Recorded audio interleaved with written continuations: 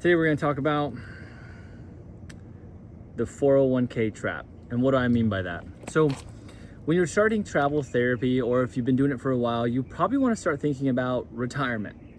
And that may seem like a far way off, but a lot of people, I think, are becoming more financially responsible and understanding what they need to do to make sure that they don't have to work until they're 80 years old, especially in a field that's demanding. Physical therapists, we use our body all day. So trying to create that financial freedom with travel therapy, a great way to do that is to save in a 401k. So there's a few things that I want to talk about and why I actually call this the 401k trap with travel therapy companies. So let's start with the basics.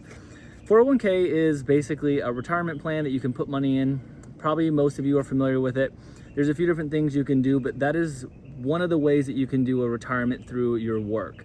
The benefit to the 401k is that your travel company is going to put in money to that and match up to a certain percentage. So a couple companies will match the first couple percent and then might do a reduced amount. But basically it's money you're kind of leaving on the table if you don't put into the company, because then you're not getting what they're giving you basically for free.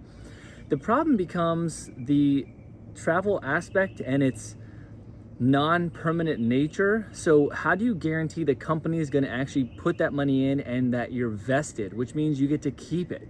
And I ran into this when we first started traveling, and so I want to break this down for you. The most important thing you want to do if you're going to put into a 401k is check on the vested schedule. So some companies, if I put in money into my 401k, they will be vested immediately. So let's say the company gives me $50 a week, they're matching a certain amount. That money they're giving me into my Fidelity or whatever company they're using is mine to keep immediately. If I leave that company, I already invested, that money stays with me for my retirement. It does not go back to the company.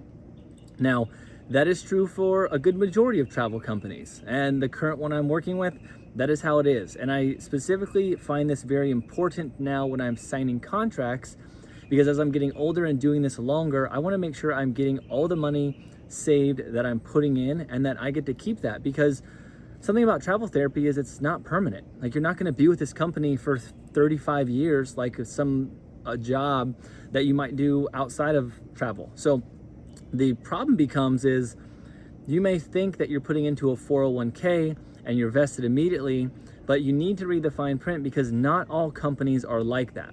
Some companies have a vested schedule, and I've been on one of those before and I didn't realize it, and I was putting money into my 401k, stop travel with that company, and they get to draw back the money that's not vested.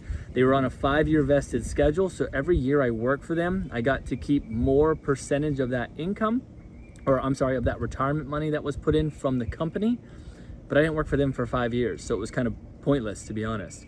I don't think a lot of people plan to work with one company for 5 years, so it's something just to pay attention to and read in your contract, and go to the 401k that the company gives you and read through it all and make sure you understand.